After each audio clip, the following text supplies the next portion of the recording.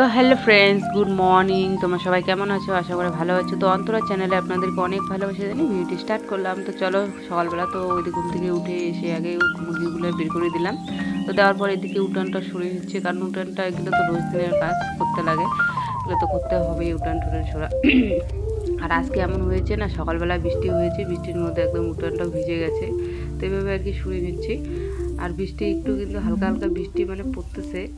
তবু এই দুদিন থেকে তো বৃষ্টিটা কারণ লাগেও। বৃষ্টি একদিক দিয়ে ভালো আর একদিক দিয়ে খারাপ, কারণ বৃষ্টি এমন হয়েছে না, মানে কিছুদিন থেকে আগে তো মানে এত রৌদ্রু গেল কিছুদিন, আর এখন এমন হচ্ছে রৌদ্রু মানে মানে বৃষ্টি নেই, কারণ ক্ষেতটা সব শুকিয়ে গেছে আর ক্ষেতের মধ্যে তো জলের দরকার। তো বৃষ্টিটা হলে আর কি ভালো হয়, ক্ষেতগুলো একটু ভিজে মানে জল হলে পরে আমাদের আর কি ক্ষেতের আর কি মানে চাষ করা যাবে আর কি।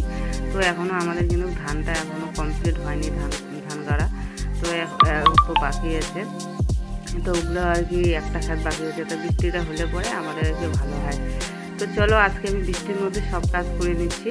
তো হালকা হালকা বৃষ্টি পড়তেছিল, তো ওগুলোর মধ্যে আর কি আমি এগুলো বাসন টাসনগুলো মেজে নিচ্ছি, আর রান্নাঘরটা ওদিকে পরিষ্কার করে নিলাম। আর এগুলো কাজ কিন্তু সকালবেলা বৃষ্টির মধ্যে না করলে পরে না, পরে মানে সারাদিনে লেট হয়ে যায় আর কি, কাজ কোনোটা কাজ আর কি তাড়াতাড়ি হয় না পরে। তো আমি সবাই দিকে আর কি বৃষ্টির মধ্যে এগুলো আমি সবগুলো ধুয়ে নিচ্ছি, আর আগে তো কতগুলো বাসন ধুয়ে নিলাম, তো এগুলো আর কি আরও বের হলো। তো তো এগুলো আমার সব কিছু বাসন টাসন সব মাজানো হয়ে গেল। তারপর এগুলো নিয়ে এসে কুলেখাড়া, তো কুলেখাড়াটা এখন বেটে আর কি খাবো, রস করে খাবো। তারপরে এদিকে রস করে খাওয়ার পরে এদিকে চলে আসলাম। ছেলের ও বলছিল যে মা রুটি খাবো আজকে সকালবেলা, তো তার রুটি আর কি রুটি বানাবো এখন। তো আটাটা মেখে নিচ্ছি।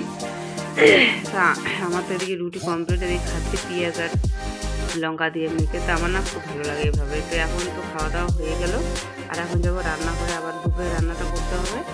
আর এদিকে আর রান্নাটা বেশি তোমাদের সঙ্গে আর শেয়ার করবো না, কারণ এদিকে বেশি সময়ও ছিল না, তাড়াতাড়ি করে রান্না করছিল। আর এদিকে আমাদের না খেতে এদিকে জল দিচ্ছিল মানে মেশিন দিয়ে, আর জল যেহেতু নেই, একটু বৃষ্টি পড়ে হালকা হালকা, তো এই বৃষ্টির মধ্যে না খেতটা ভালো করে ভেজে না আর কি, মানে জল হয় না, ওই জল দিয়ে তো মানে ধান করা যাবে না। তো তো মেশিন দিয়ে জল দিয়ে চারিদিকে দেখতে পাচ্ছি কতগুলো না আমাদের মাছও পেয়েছে। ওইদিকে মেশিন দিয়ে জল দিয়েছে, তো জল দেওয়ার পরে না একপাশে আর কি জলটা এমনি একটা নিচে জায়গা থেকে জল তুলে আর একটা আমাদের ছোটোর মধ্যে জল দিয়েছে মেশিন দিয়ে। তো ওইখানে না অনেক মাছ ছিল, তো অনেক সবাই মিলে আর কি মাছ মারছে। তো ওইখানে সবাই ভাগের মধ্যে তো কতগুলো করে মাছ করছে। তো আমাদের তো এতগুলো মাছ নিয়ে আসছে, তো এগুলো মাছ সবগুলো এখন আমি ফ্রিজে আর কি পরিষ্কার করে রাখবো। আর এতগুলো মাছ তো একদিনে খাওয়া সম্ভব না, কারণ মানে অল্প একটু রাখবো, মানে আজকে আর কি ভাজা করে রাখবো, আর প্রায় বেশিরভাগটাই আর কি ফ্রিজে রেখে দেবো, পরে খাবো।